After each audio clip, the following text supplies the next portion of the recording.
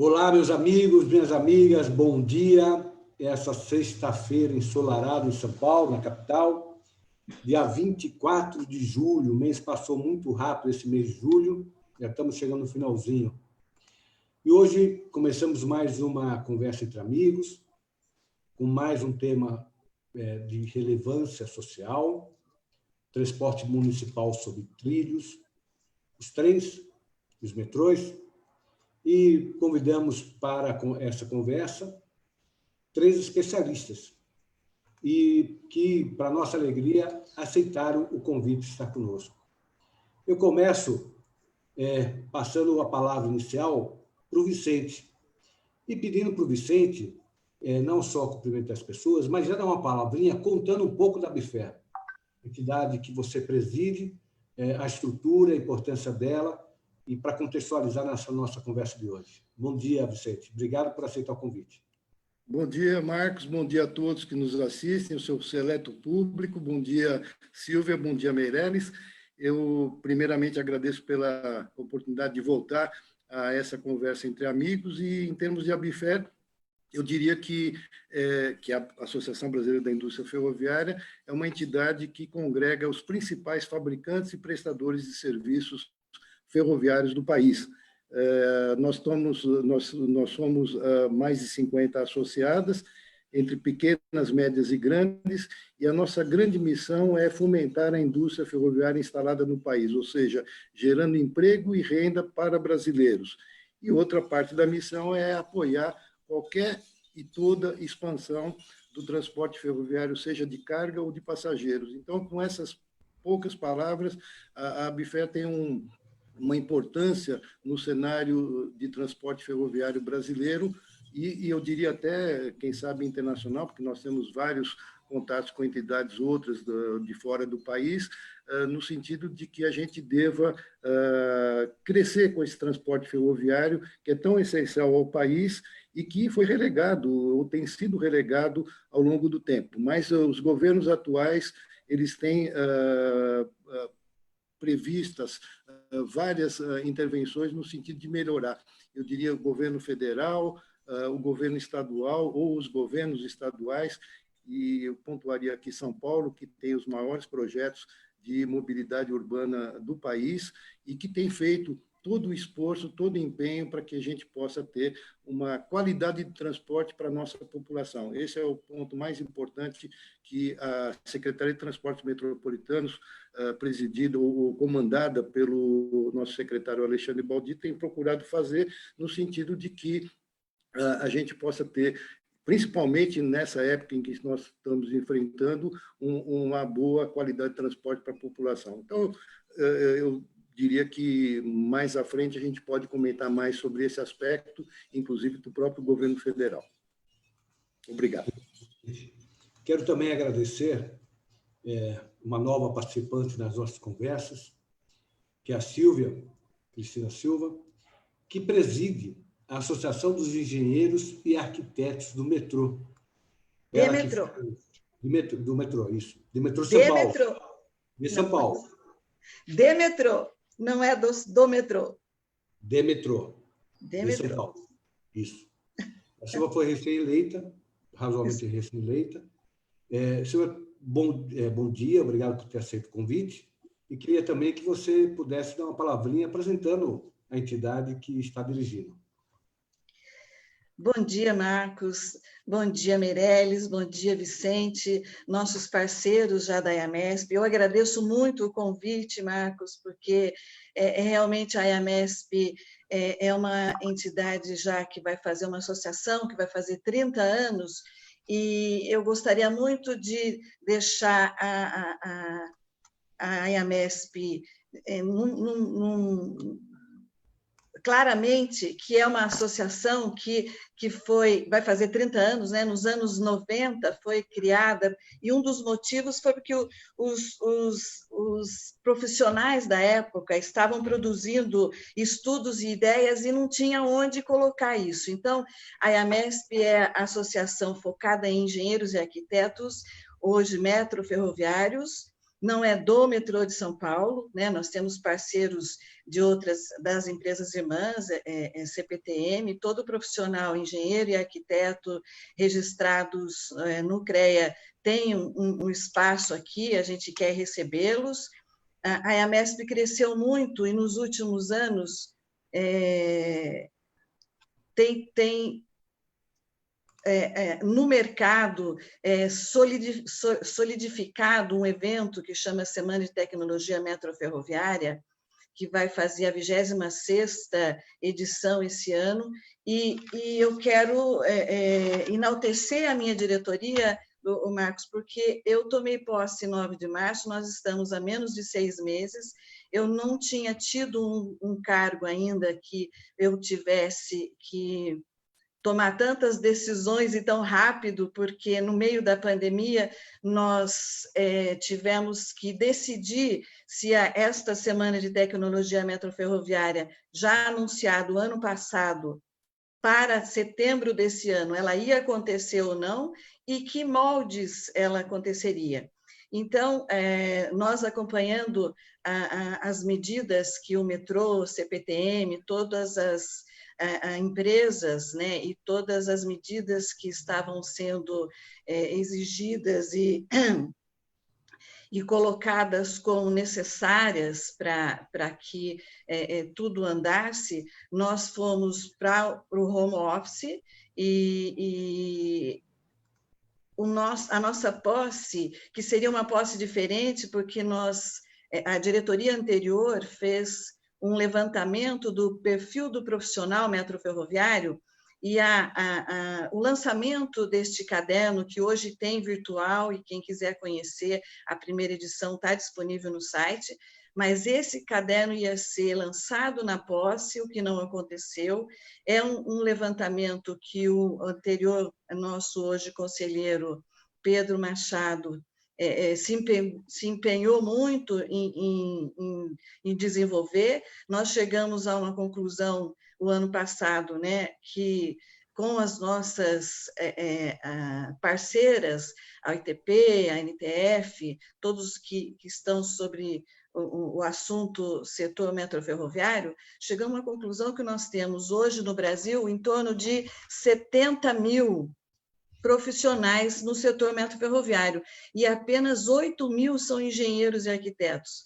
Então, o nosso carro-chefe é compartilhar o conhecimento que esses engenheiros, esses arquitetos, esses profissionais que se aproximam da associação, que eles consigam divulgar, que eles consigam compartilhar, e exatamente nesse momento que nós vamos fazer 30 anos de associação e a 26ª edição da Semana de Tecnologia Metroferroviária, nós vamos também fazer a 2ª edição desse relatório para ver o que está acontecendo, né? No fim do ano deve ser lançada essa edição, no começo do ano que vem, para ver como esse setor se movimentou nesse tempo todo, porque as empresas estão tomando as medidas, perderam receitas, e crise e criatividade tem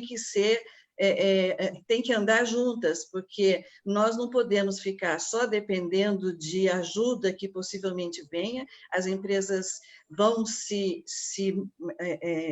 vão inovar, vão se movimentar no sentido de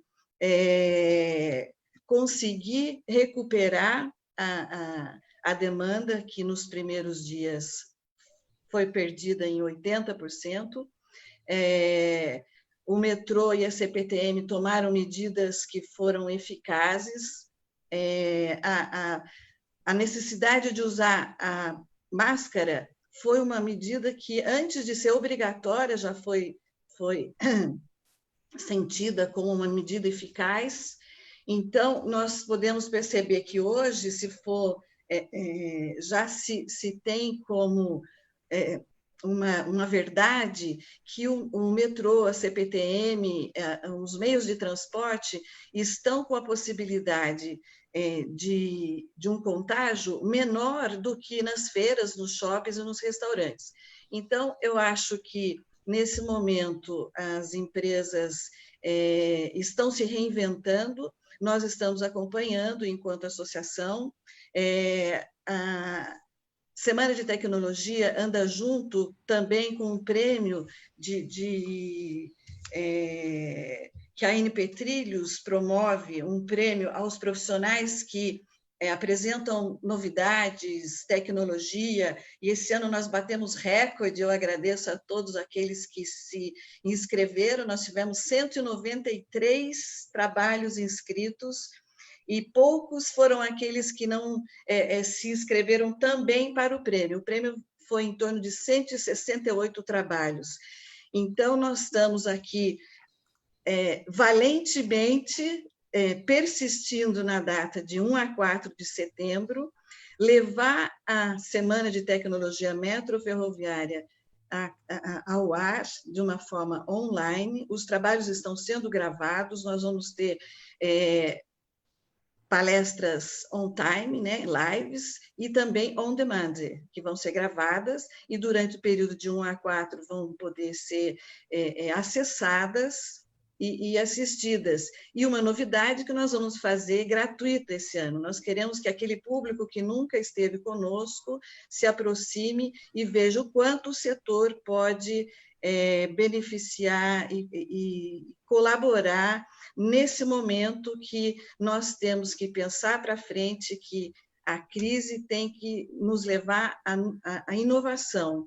E hoje, né, falando não só de metrô e trens de São Paulo, nós nos sentimos muito otimistas, porque ouvindo o nosso ministro Tarcísio de Freitas mencionando e nos informando o quanto estão empenhados em trazer os trilhos para o Brasil, o que é um efeito cascata. Cada vez que um projeto é aprovado, as medidas indiretas e tudo aquilo que acontece, os insumos, tudo que está atrás de um grande projeto, ele realmente beneficia o que nós esperamos.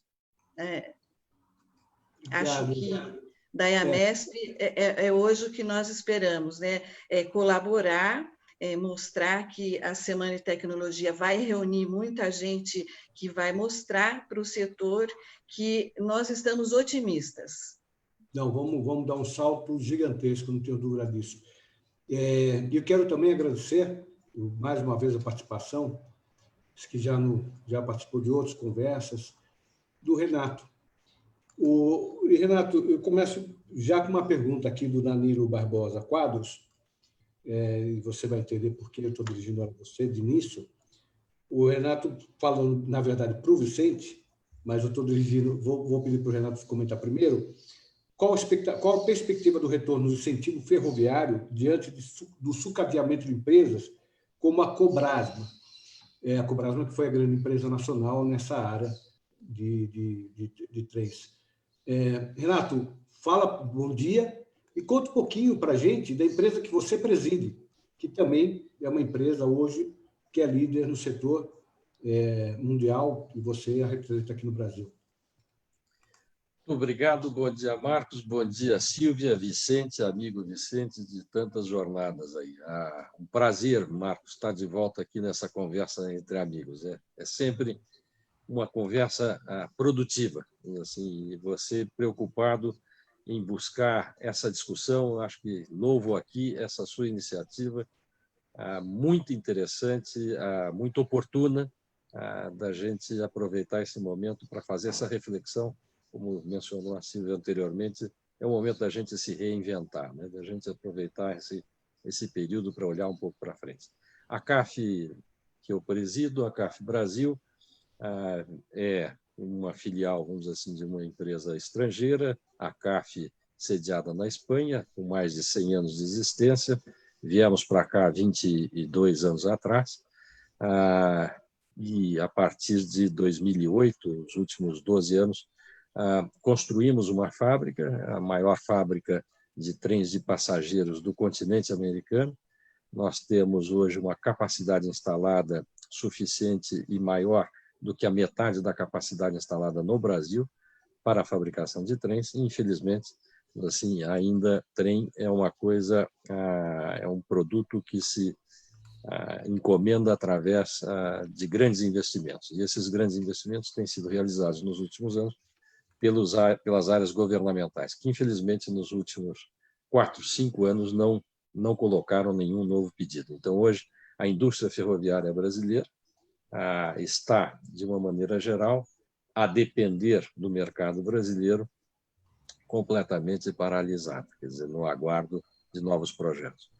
E esta é a luta constante de todos nós, quer dizer, do Vicente, da Sílvia, meu, assim, da gente buscar e resgatar a importância que os trilhos já tiveram um dia ao Brasil. E aí eu entro na sua pergunta, Marcos, e já respondendo, quer dizer, fazendo um histórico breve, nos últimos 100 e poucos anos, o Brasil teve momentos de crescimento da sua malha ferroviária e depois de decréscimo da sua malha ferroviária. Hoje, assim, a foto presente nos últimos meses passados, vamos assim, seria de que nós temos um número comercialmente operável de trilhos, de quilômetros de trilhos, menor do que nós tínhamos há 130 anos atrás. Na época do Império, tínhamos mais quilômetros de trilhos comerciais do que temos hoje. São 30 mil e poucos, dos quais só utilizamos 10 mil, quase 11 mil quilômetros. E agora, finalmente, vamos assim, o Brasil acordou em razão da competitividade e está olhando o futuro, e a parte de cargas que hoje participa com 15% do total de cargas transportadas, o modal ferroviário, com 15% do total transportado no Brasil, deve dobrar a 30% nos próximos 8 anos com as obras que já estão em execução. Então, finalmente, a questão de cargas começa a ter um norte. A Cobrasma e Mafesa, Santa Gertrudes e tantas outras empresas nacionais que foram fundamentais ao crescimento principalmente da mobilidade urbana e dos trens regionais, que até a década de 70, eu sempre costumo dizer, 80% do deslocamento das pessoas nas regiões sul e sudeste aconteciam por meio ferroviário, hoje é praticamente nada, em números, isso queria dizer, na década de 60, 70, 100 milhões de passageiros ano andavam de ferrovias, assim, hoje é 1 milhão de passageiros ano em ferrovias regionais, trens regionais. Isso significa, esse 1 milhão, só para o nosso ouvinte ter uma ideia, é menos do que 1/3 do que o metrô transporta por dia na cidade de São Paulo em épocas normais. Mas, dito isso, quer dizer, a falta de demanda de pedidos novos à indústria e ao setor pela absoluta falta de planejamento de longo prazo foi o que resultou, no final da década de 90, no fechamento, no encerramento das indústrias brasileiras que você mencionou, Cobrasma, Mafesa, Santa Gertrudes. Hoje, de lá para cá, houve um aumento na demanda, por isso uma contratação à demanda. Agora, infelizmente, como eu disse, nos últimos 5 anos, não houve novos grandes pedidos ao setor. E o que a gente espera é que possam haver, a partir de agora, e eu tenho certeza, não é só esperança, mas certeza que haverão, assim, e nós sairemos desta situação, por N razões que a gente vai conversar daqui a pouco. Eu já volto para o Vicente. Deixa eu só registrar, Vicente, antes o nome das pessoas que estão nos acompanhando, algumas delas, são muitas, bastante gente. A Cidinha Raiz, a Cidinha, uma querida amiga, e foi sempre... Falo disso porque é importante destacar a presença da mulher. Foi a primeira candidata negra, mulher, a disputar o Senado Federal para São Paulo, uma votação expressiva.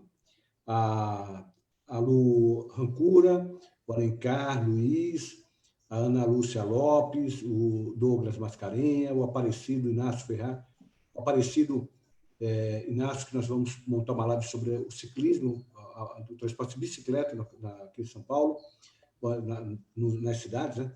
O André Luiz, querido André Luiz Bortino, o Antônio Marazzi, a Dani Teixeira, o Renato Barros, o Henrique José Bonetti, o João Milani Veiga, que faz aniversário hoje, o Alexandre Pereira, o Fernando César Baruso, o Fábio Juvenal, Rezer por acidente, o Leonardo Barbeiro, o Danilo, que eu já tinha mencionado, Quadros, o Alexandre Júlio Almeida, a Cássia Galvão, a Regina, querida amiga Regina Hiroshi, a Célia Lemos Leite Ortiz da Silva, Ana Bergamaschi, a Ana Maria Mazzoni, o Wilson Azevedo Júnior, a Carla Nogueira Cote e a Cida Prado.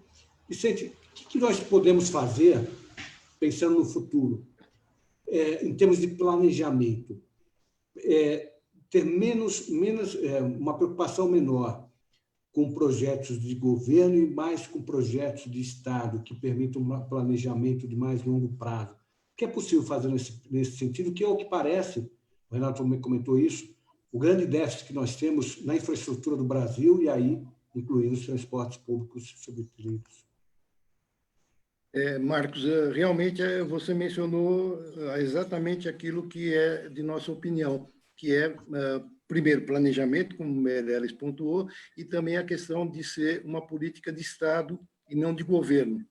E isso nós estamos tendo a oportunidade hoje de presenciar no caso de São Paulo, e eu mencionei São Paulo como um grande centro de projetos, mas os outros capitais do país também os têm. Então, não estou me limitando só a São Paulo, mas realmente ele é o de maior vulto.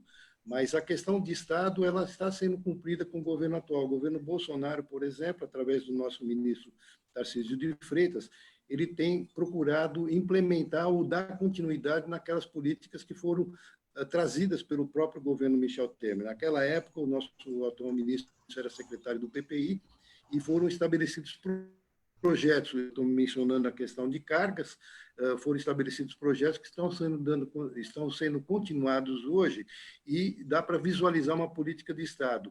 E importante também nesse ponto, na questão do transporte ferroviário de passageiros, é que o próprio Ministério, através de sua Secretaria Nacional de Transportes Terrestres, a partir do início de junho, nos convocou, a BIFER, CIMEF e outras entidades, para trabalharmos juntos uma política nacional de transporte ferroviário de passageiros de média e longa distância, que é o que o Meirelles acabou de dizer. Nós perdemos isso ao longo do tempo e isso está sendo resgatado hoje pelo governo federal. E em parceria, inclusive, essas reuniões que têm sido feitas nesse pouco mais de um mês, tem trazido os secretários, o secretário Baldi, o secretário Delmo do Rio de Janeiro e a sua assessoria, de forma que é um trabalho importantíssimo que vai trazer de volta, vai resgatar o transporte de passageiros sobre trilhos no país, como era naquela década de 60 e 70, que tínhamos todo aquele volume de passageiros.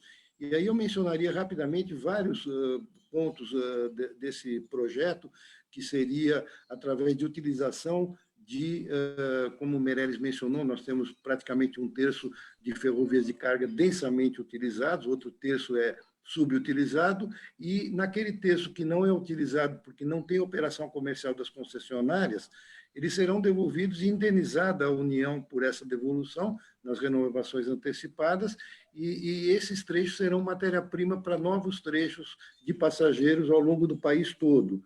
Além do que nós temos aí um projeto em São Paulo, que a gente espera que a audiência pública possa ser ainda esse ano, mesmo nessa fase atual que nós atravessamos, que é o TIC, o Trem Intercidades, que é um projeto que está maduro, de São Paulo a Campinas, passando por Jundiaí, num trem expresso e um trem parador, de forma que nós teremos aí o resgate desse transporte. E existem outros 3 projetos do governo de São Paulo em direção a Sorocaba, São José dos Campos e a Santos, que virão, naturalmente, na aprovação desse primeiro projeto com bastante força. Então, resumidamente... É só o transporte de pessoas ou carga? Pessoas, nesse caso do trem intercidades, pessoas, numa via segregada, já a própria renovação antecipada da Rumo Malha Paulista e a futura da MRS já prevêem nos seus contratos a cessão de faixa de domínio, que é do governo federal, para que o Estado de São Paulo possa ter o trem intercidade. Então, nós temos como o Meirelles mencionou, poucas encomendas nos últimos tempos, mas teremos aí fatalmente encomendas vultosas no trem intercidades.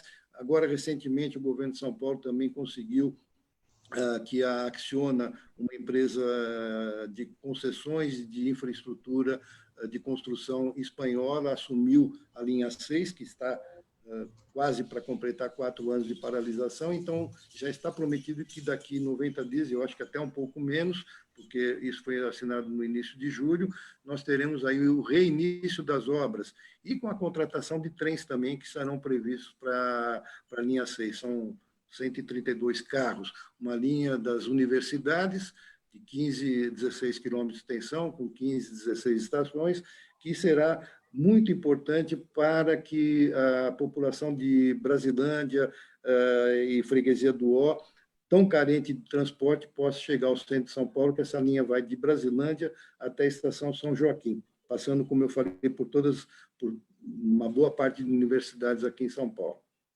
Ou lá em São Paulo, na realidade, eu estou aqui em Cruzeiro, Vale do Paraíba, mas em São Paulo, se Deus quiser. Silvia, deixa eu lhe perguntar o seguinte, em termos de tecnologia, né? Metrô, nós estamos em que estágio nós podemos falar que nós temos utilizado tecnologia de ponto em relação ao resto do mundo, ainda tem algum atraso em relação a outros grandes centros do mundo? Silvia? Oi. Nós estamos, sim, utilizando o que de melhor tem em termos de tecnologia, Marcos. O metrô, embora seja uma linha não extensa, tem ocupado uma cadeira num comitê, em alguns comitês, em algumas associações, mas eu me permito a mencionar o comitê, que é de 19 mais carregados metrôs do mundo. O metrô faz parte. É daquele que não carrega menos que 500 milhões de pessoas por ano. Para isso, o metrô sempre investiu, nesses últimos anos, né, e conforme os anos foram andando, em tecnologia de ponta. Nós estamos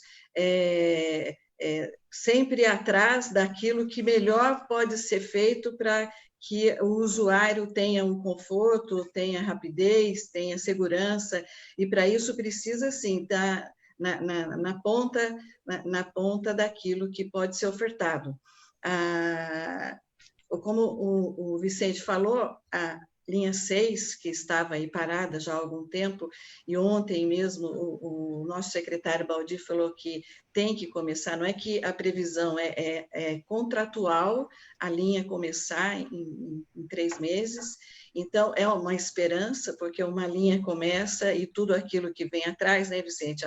Os trens, mais trabalho, nós temos o emprego aí, uma caída vertiginosa nos últimos meses, e a esperança de um novo projeto é sempre de tocar para frente e trazer esperança para aquele que constrói, aquele que fabrica. Então, nós temos, sim, que pensar na nova tecnologia.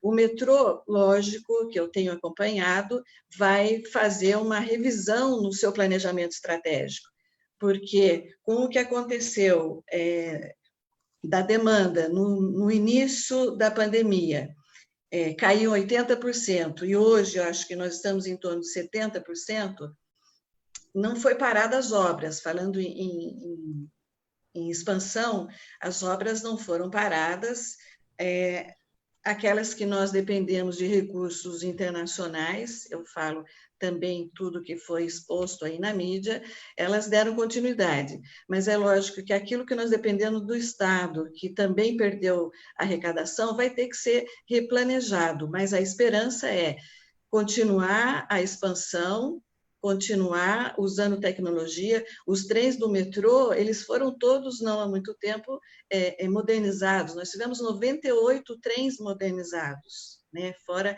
a frota nova que veio para as linhas que foram agora concedidas, né? A linha 4, que eu acompanhei desde o início da implantação, porque eu estava, né, acompanhando todo a obra por baixo dos túneis, né? A gente nunca aparece, e Então, a esperança é essa, Marcos, que as obras continuem, ainda que planejadas, revistas, o planejamento plurianual, porque tudo que o metrô faz, ele tem que dar esse planejamento nos anos anteriores, o governo sabe daquilo que vai ser preciso para que o planejamento do metrô seja colocado, bem como da CPTM. O Valdir ontem falou da CPTM também, que continuam as inaugurações aí previstas, então estão todos voltados com muito empenho para que tudo aconteça, ainda que aconteça de uma forma mais devagar e acompanhando aquilo que vai ser possível. Nós não podemos só também pensar que vamos parar aqui, olha, nós não temos mais arrecadação e vamos esperar que venha, né, o dinheiro de fora. Nós temos que reinventar, nós temos que... O metrô está tomando medidas para que faça uma economia, para que mantenha o corpo de profissionais, porque... como eu falei, se nós somos tão poucos profissionais no Brasil, em torno de 70 mil, e só 8 mil engenheiros e arquitetos, a gente sabe que é muito específico esse mercado, então a gente está vendo que as empresas estão querendo manter o corpo de profissionais, para que não se perca o conhecimento que durante todos esses anos nós tivemos. Então, eu tenho um otimismo muito grande. E voltando a falar da Semana de Tecnologia, quando a gente coloca no ar, até 2019, nós tivemos, não só no Brasil, nós tivemos 35 países, representantes de países conosco. Então, quando a gente mostra aquilo que nós estamos fazendo, o que nós pretendemos, e não só para que o Brasil conheça, e que esses expositores de entidades e empresas do exterior também saiam, é um alento que a gente tem no mercado, porque o que nós queremos é isso mesmo, é dar um transporte de qualidade, cada vez mais, para que as cidades se tornem mais habitáveis, porque é um transporte limpo, é um transporte de confiança da população.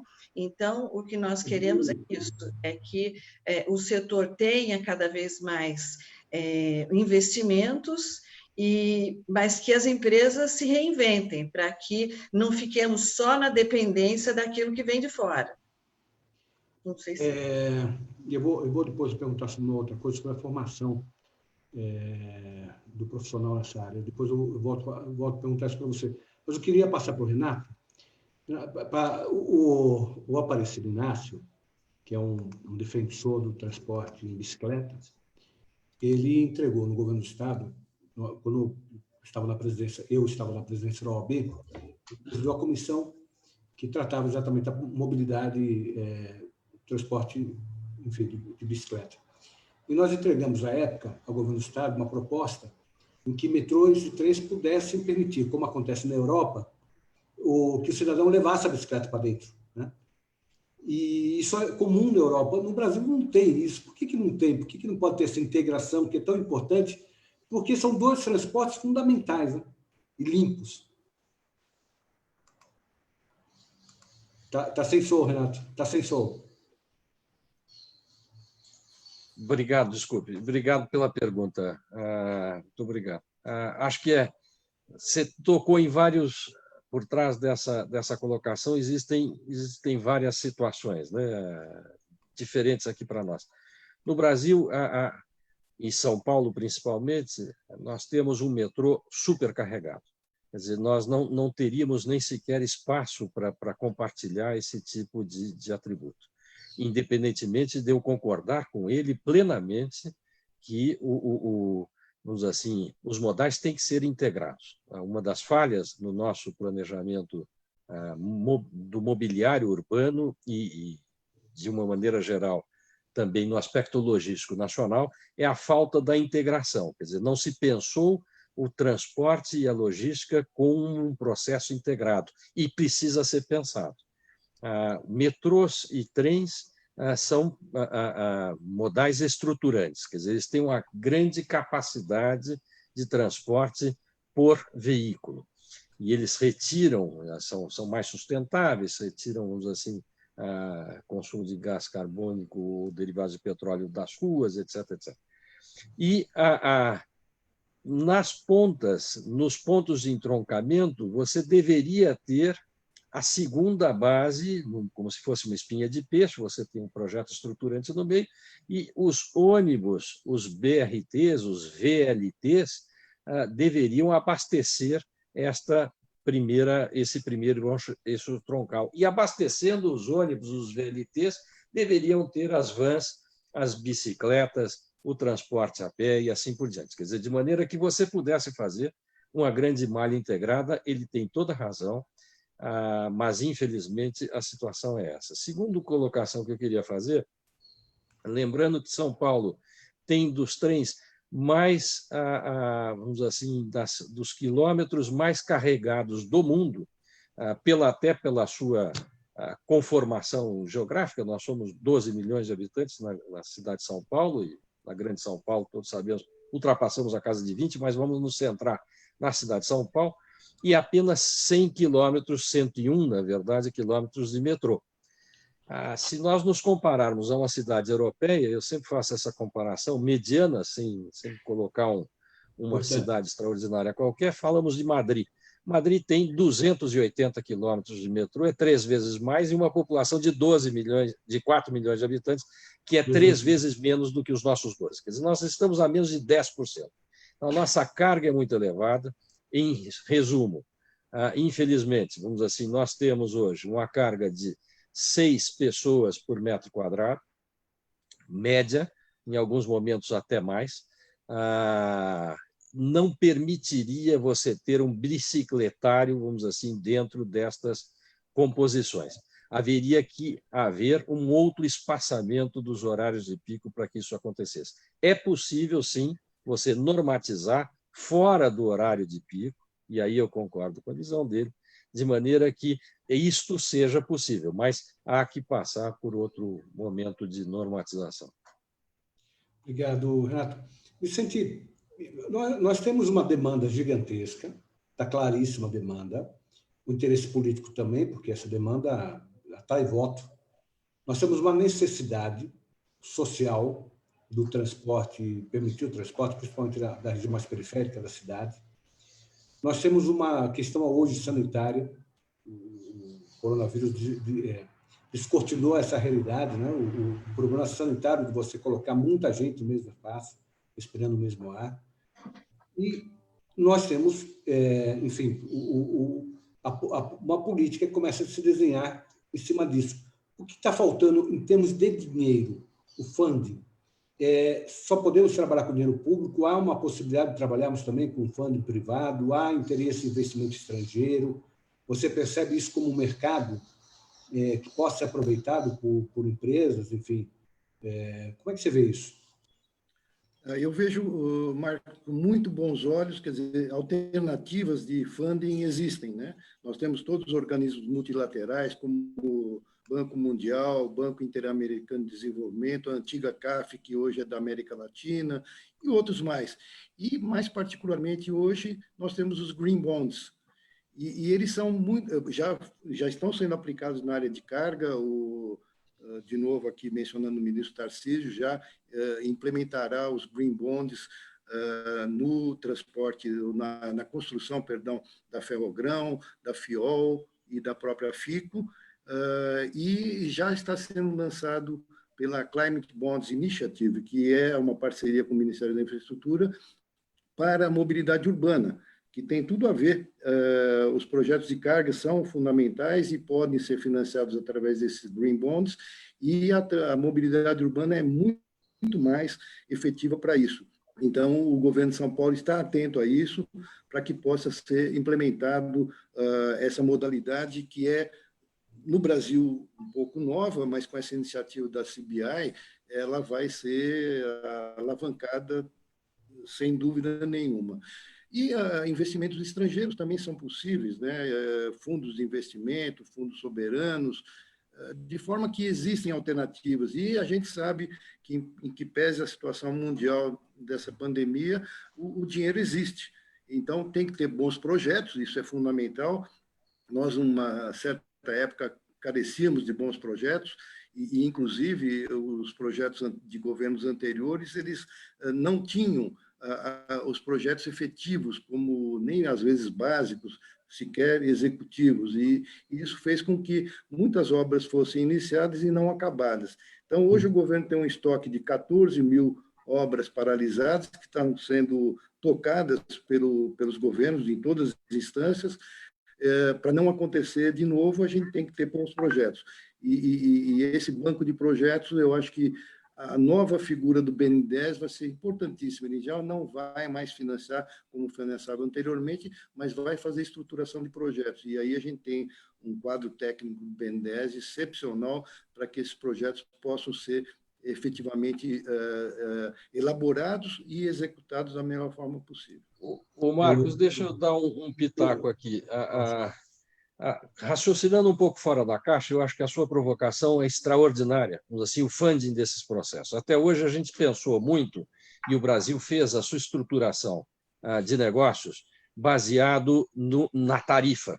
Então, todos os projetos hoje têm, e todas as operações estão baseadas nesse aspecto. Eu queria suscitar, vamos dizer assim, o pensamento, a reengenharia que a gente possa fazer também neste aspecto. Eu acho que se nós continuarmos com esta visão de apoio exclusivamente tarifário, não haverá nenhum projeto de transporte passageiro que seja viável. É contrário ao processo da carga. Na carga você tem uma demanda fixa. Então você consegue viabilizar o projeto em razão disto, nos planos de Estado que sempre aconteceram nas últimas décadas, sempre incluíram a carga e não incluíram o passageiro, porque o passageiro ou carece, vamos dizer assim, necessariamente de um subsídio importante, o que o Estado não é capaz, vamos dizer assim, de fazer, ou a gente pensar fora da caixa. Então, há aqui uma série de reflexões que eu acho que são importantes a gente fazer. Há uma valorização imobiliária, o real estate, assim, que é importante ser componente obrigatória desses projetos. Há as externalidades naturais do projeto, não apenas aquelas dos shoppings e do seu comércio associado, marketing, etc., mas também, vamos dizer assim, marginalmente o crescimento da economia. Para isso, eu digo para vocês, olha, o Brasil não faz a conta da taxa social de retorno. Eu quero lançar essa palavra aqui no seu programa, Marcos, no seu bate-papo, para a gente realmente passar a discutir seriamente. O Brasil faz os projetos no Brasil, na área de trens de passageiros, fazem a conta como se faz na matemática naturalmente, apenas da taxa interna de retorno. Não se está comentando da taxa social de retorno. A taxa social de retorno é aquele ganho marginal, é o aumento da sociedade, a melhora de vida, o aumento da economia, que é completamente marginal e não se está estudando. Então, você, para viabilizar esses projetos, tem que colocar isso na conta, porque, do contrário, você não tem demanda suficiente para fazer crescer. E para só colocar mais um aspecto, vamos dizer assim, nessa discussão, a falta de planejamento, que a gente tinha comentado antes, que faz parte deste funding do processo, vamos dizer assim, também eu queria lançar uma outra colocação inédita aqui, através da sua disponibilidade do seu canal. Quer dizer, nós precisamos lançar uma agência nacional de investimentos. Nós temos a Agência Nacional de Energia, de Águas, de Petróleo, assim por diante. Eu proponho que a gente lance a Agência Nacional de Investimentos, aquela que dará, na área da infraestrutura, assim, a prioridade, a macro-prioridade para todos os planejamentos que nós temos aqui engendrados, assim, e pensados em todos os setores, inclusive o setor ferroviário. E é imprescindível, nesse grau hierárquico, que a gente monte e apoie todas as legislações pertinentes e a implantação, o mais rápido possível, das autoridades metropolitanas das macrometrópoles brasileiras e das grandes regiões brasileiras. Então, é absolutamente imprescindível. Isso é uma visão de Estado, é uma visão de longo prazo, necessária. Quer dizer, aí você dá a prioridade e repensa a política pública objeto, vamos dizer assim, desses grandes investimentos. Isto é uma revolução, uma renovação, uma reforma absoluta de conceito. Nós não podemos permanecer no funding dos conceitos que a gente tinha até hoje. Desculpa a interrupção, Márcio, mas eu vi aqui uma oportunidade de falar com vocês sobre esse assunto. Eu acho que tem toda razão, e o Brasil precisa pensar no longo prazo. Nós, até por uma série de questões, mas até por conta das dificuldades que nós temos enfrentado, até ontem, brincando com minha esposa ontem à noite, eu falei, até a praga do gafanhoto está chegando, né? É tanta dificuldade que está aparecendo seguidas, mas se nós ficarmos pensando no dia a dia, se nós ficarmos pensando no amanhã mesmo, né? Se nós tivermos a capacidade de ter uma visão macroeconômica, ontem discutindo a reforma tributária, eu disse isso, né? Não adianta só pensar na reformatação dos tributos, é preciso pensar numa reforma da administração tributária. Nós somos por equivocados, nós temos 100 milhões de processos, 50 milhões de processos no Brasil são execuções fiscais. Então, assim, não dá para... vamos simplificar. Tá bom, vamos simplificar, mas simplificar é importante, mas é importante pensar também na administração dos tributos, na administração financeira do país, e essa visão é o que vai dar base, não tenho dúvida nenhuma, para o crescimento. Se pensarmos pontualmente, somente no pontual, sem ter uma visão mais ampla, inclusive do crescimento das demandas, né, futuras, nós temos muita dificuldade nos avanços que parece preciso. Eu estou 100% de acordo, Renato. Deixa eu perguntar, você quer falar alguma coisa, Vicente, sobre isso? Desculpe. Não, eu queria parabenizar o Meirelles por lançar essa ideia. Plenamente de acordo, eu acho que é tempo da gente fazer isso. Quer dizer, essa agência que ele propôs ser criada, eu acho que é uma bandeira que poderá ser, com a permissão dele, é claro, que a BIFE possa levantar e ir à frente. Fundamental, eu concordo plenamente. Só esse comentário a ideia é do setor, a ideia não é das pessoas, a ideia é da sociedade. Quer dizer, eu só sou um porta-voz. Assim, eu lancei dois pensamentos nesse programa de hoje. Eu fiz dois pensamentos muito relevantes. Quer dizer, a autoridade metropolitana já Oi, perdão. Agência Nacional de Investimentos e a taxa de retorno social. Quer dizer, eu acho que a gente tem que realmente tirar um pouco, vamos dizer assim, rever os conceitos nessa análise. Mas, desculpe, eu fui interromper aqui, não queria polemizar esse assunto. É apenas achei a oportunidade relevante para a gente discutir um assunto de interesse nacional, de longo prazo, a gente colocar, e não só, Vicente, a nossa entidade, mas toda a área de infraestrutura precisa apostar que esta seja uma ideia. Quer dizer, é a maneira que a sociedade encontra de ter, de fato, uma priorização. Quer dizer, quem diz que os 600 bilhões de reais que hoje vão ser viabilizados através da aprovação do marco regulatório de saneamento, vamos dizer assim, não pudessem também ser igualmente repartidos ou, de alguma maneira, repartidos através, vamos dizer assim, do transporte público. Até hoje, ninguém pensou, vamos dizer assim, em vender trens, em fazer os trens operarem através da disponibilidade, como o setor elétrico fez essa revolução há 20 anos atrás. As transmissões de energia elétrica deram certo, os leilões deram certo através da ANEEL, porque se colocaram por disponibilidade, não por número de elétrons que passam lá dentro do seu cabo de energia. Assim, e por que não trasladar esse conceito também para tirar o risco da demanda que não tem cobertura para o operador? Quer dizer, a gente precisa pensar um pouco fora da caixa. Eu acho que se a gente continuar com esse pensamento, essa mesmice, desculpem a minha sinceridade, mas assim, nós não vamos crescer. Quer dizer, é o momento da gente repensar. Tem muita coisa, e eu poderia aqui ficar horas falando sobre as ideias que eu tenho sobre o setor, quer dizer, para a gente pensar um pouco fora do mesmo. Deixa eu acrescentar um outro dado, um outro elemento aí, que eu exatamente ia falar com a Silvia, tinha alertado, mas nessa linha. A indústria aeronáutica do Brasil, ela é reconhecida no mundo inteiro como uma indústria de ponta. Nós temos a Embraer, é um exemplo disso, né? E um dos elementos formadores dessa indústria é o ITA, Instituto Tecnológico da Aeronáutica, indiscutivelmente. No meu caso, nós temos também o Instituto Tecnológico do transporte, enfim, metro ferroviário, não é o caso de nós desenvolvermos uma inteligência, como foi feito no setor aeronáutico, e ter também um setor específico de conhecimento, de formação de cérebros, para conseguir desenvolver. Nós temos grandes, eu não tenho dúvida nenhuma, grandes engenheiros, grandes arquitetos, mas vai precisar dar um passo a mais e desenvolver algo focado, porque a demanda por esse setor é gigantesca, é maior do que a demanda do setor aeronáutico. O setor aeronáutico seria uma fração do setor metroferroviário. Não poderíamos pensar em algo desse tipo? Aí eu pergunto para os três.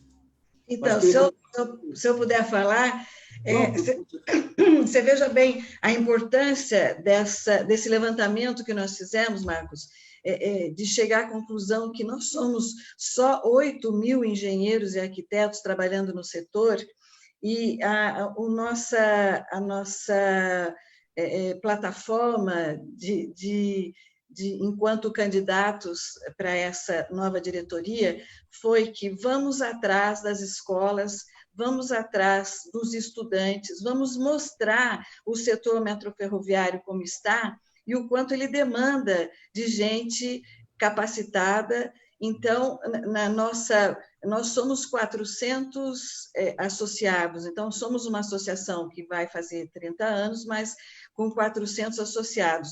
Nós queremos mostrar mais aquilo que pode ser feito em relação à capacitação de gente, né?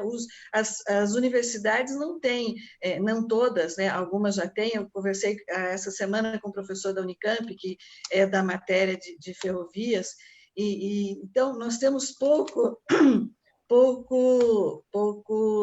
investimento neste setor em termos de capacitação, no meu ver. Então, a nossa missão, quando eu digo, né, que nós não somos do metrô, nem da CPTM, nós somos do assunto metroferroviário, que nós queremos trazer os profissionais do setor e aqueles que não têm ideia daquilo que acontece na IAMESP, por isso nós sentimos que o nosso evento anual, né, que é reconhecido, um dos mais importantes, justamente por isso. Nós queremos mostrar o quanto nós necessitamos de mão de obra qualificada, o quanto nós estamos empenhados em trazer conhecimento, compartilhar o conhecimento, e por essa razão, nós, este ano, nessa nova diretoria, eu volto a comentar até que eu sou a primeira mulher a tomar posse nessa diretoria, né, de uma associação de 30 anos, e estou com uma equipe engajada, totalmente voltada a fazer com que o conhecimento seja divulgado. A nossa diretoria todinha trabalha nas suas empresas e é voluntária para trabalhar na associação. A CAF é uma nossa parceira, o Abifer é nossa parceira, nós temos muito parceiros, empresas e entidades, associações, e elas estão realmente, a gente vê que nós estamos carentes de conhecimento e de divulgação. A IAMESP pretende, nessa diretoria, divulgar mais o setor. Acho que nós fazemos um evento totalmente online, gratuito. Esse ano a pretensão nossa é de realmente trazer mais de 3.000, que é o que nós trazemos presencialmente todo ano. Nós queremos ter uma divulgação que mostre para o setor que precisamos de capacitação, é um setor que vai crescer, nós não temos a menor dúvida, porque, como disse o Meirelles, nós temos um benefício social que é tremendamente significante e que não tem sido levado em consideração como devia ser. A linha de trem, tanto para carga quanto para para passageiros, ela traz benefícios para a cidade, para o Estado, que tem que ser levados em conta no momento de um planejamento voltado para a ferrovia.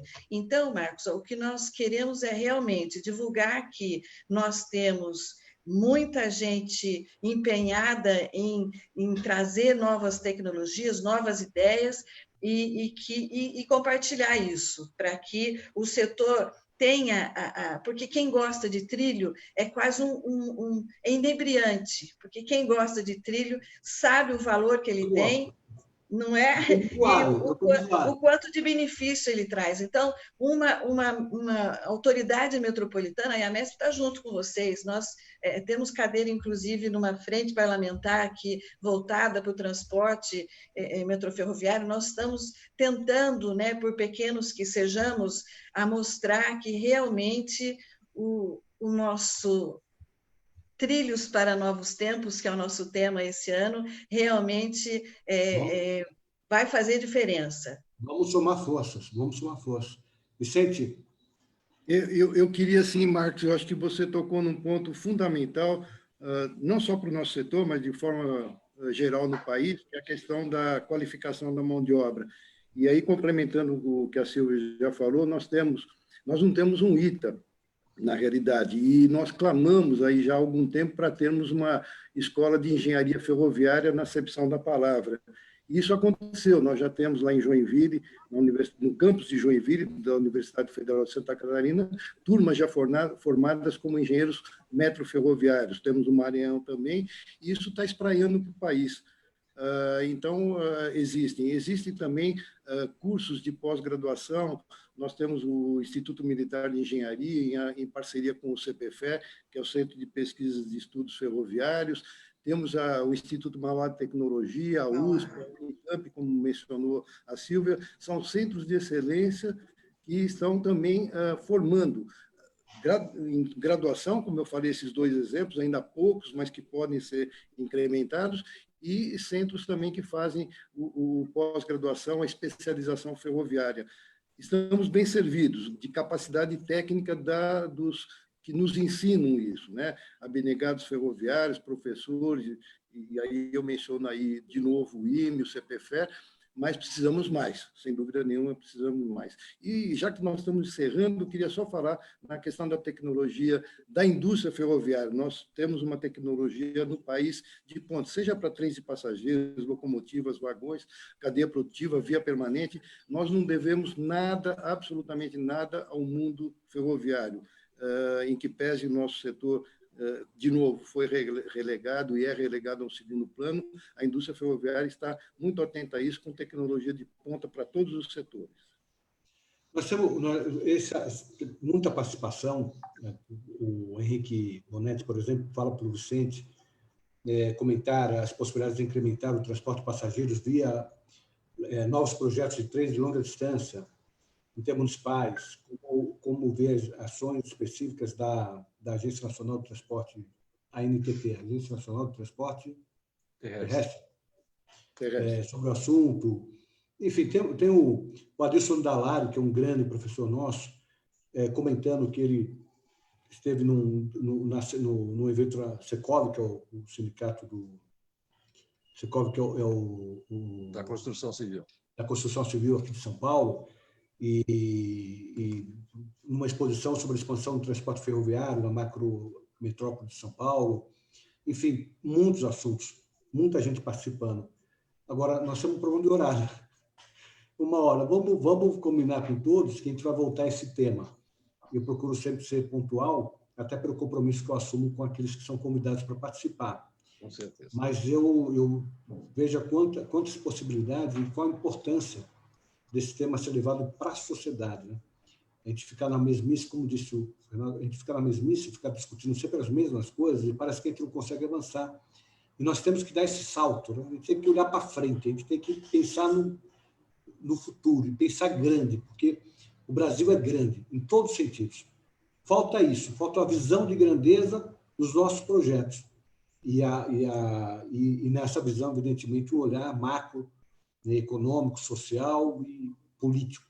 mas certamente nós vamos construir isso, nós estamos começando a construir isso. Vou começar a me despedir. Silvia, obrigado por ter participado, muito obrigado. A palavra está com você para a sua manifestação final, mas nesse tom, infelizmente, de despedida. Eu agradeço o momento que eu estive aqui com vocês, principalmente que é a primeira vez que eu me exponho, né? As pessoas não me conheciam. Eu peço desculpas se eu não mencionei aqueles que estão conosco, que são muitos, inclusive o Vicente lembrou bem a Mauá, que tem formado MBA, né? no setor. Eu espero realmente estar com vocês novamente. A IAMESP está aberta para todos aqueles que queiram se aproximar dela, sejam todos bem-vindos, e realmente me senti honrada em estar nesses poucos momentos com vocês. Muito obrigada pelo convite, Marcos. Obrigado, sucesso na sua gestão. Viu? Muito obrigada. Vicente, mais uma vez, muito obrigado pela participação, parabéns pela sua gestão na ADFER, e a palavra está com você para despedir, né? Manifestação final. Muito obrigado, Marcos. Mais uma vez, eu agradeço pelo convite. Estarei sempre à disposição em outras oportunidades. As perguntas que não puderam ser respondidas, se você puder nos enviar, teremos, né, muito prazer em respondê-las. Quero parabenizar a Sílvia por ser a primeira mulher, e eu acho que é importantíssimo isso, que a gente tenha a oportunidade de ter uma mulher dirigindo uma associação de peso como é a IAMESP. Me sinto orgulhoso como associado pessoal da IAMESP que sou. E eu cometi uma injustiça, esqueci de falar do Senai. E o Senai, nós temos escola técnica do Senai junto com a CPTM. O Senai e a CPTM recentemente lançaram o MBI, um MBA de inovação. Então, eu acho que a gente está bem servido, mas tem que incrementar essa parte. E desejar a todos aí um bom final de semana, aproveitando a oportunidade. Obrigado. Obrigado, Vicente. Renato, mais uma vez, meu amigo, agradeço também. Você já tem participado de algumas lives aqui, mas sempre com apresentações também brilhantes. Obrigado por seu tempo em estar aqui conosco, discutindo esse tema tão relevante para todos, que é o transporte sobre trilhos. Obrigado, Marcos, mais uma vez pelo seu convite. É sempre muito agradável. Conversa entre amigos é sempre relaxante, sempre enaltecedora, tá certo? Em todos os sentidos, sempre crescente. Sílvia, parabéns pela sua dianteira na IAMESP, Vicente, companheiro de tantas batalhas, e muitas outras que ainda virão. E a todos eu queria passar uma mensagem, principalmente àquele que nos ouve, de incentivo ao uso do transporte público. Usem o transporte público. Ele é seguro, ele é eficiente, ele é eficaz, e nós estamos no momento de apoio deste uso. Então, eu só queria deixar essa mensagem final de que realmente, assim, nós, como sociedade avançada, chegaremos lá através, vamos assim, desse tipo de iniciativa. Eu acho que o seu programa está de parabéns, Marcos. Mais uma vez, grande iniciativa. Muito obrigado. Boa tarde. Quero agradecer a todos que puderam acompanhar. Pedir desculpa pelos nomes que eu não consegui mencionar, mas aqui o debate aqui foi sim, não deu fôlego, né? E pedir a todos que estiverem aí, curtam a página, compartilhem os vídeos, porque assim a gente vai levando esse conhecimento para mais gente. Na segunda-feira, semana que vem vai ser uma semana muito legal, e eu quero destacar de segunda e de terça-feira. Segunda-feira, nós vamos falar sobre a participação da sociedade civil nas grandes mudanças que o país reclama. Estarão conosco aquelas lideranças de alguns projetos políticos, não partidários, mas políticos, de participação política, o Renova BR, o Pacto pela Democracia e o Política Viva. Os três que estão à frente desses três movimentos estarão conversando conosco sobre a importância da participação da sociedade nas mudanças que o país reclama. E na terça-feira, nós teremos uma muito legal, e para mim, até falo isso com muita emoção, nós vamos falar sobre superação. Estaremos aqui com o maestro João Carlos Martins, querido amigo. Estaremos com o Las Grael, outro grande amigo, e, enfim, vou contar um pouco a história. Já algumas vezes demos palestras juntas, eu e o Las.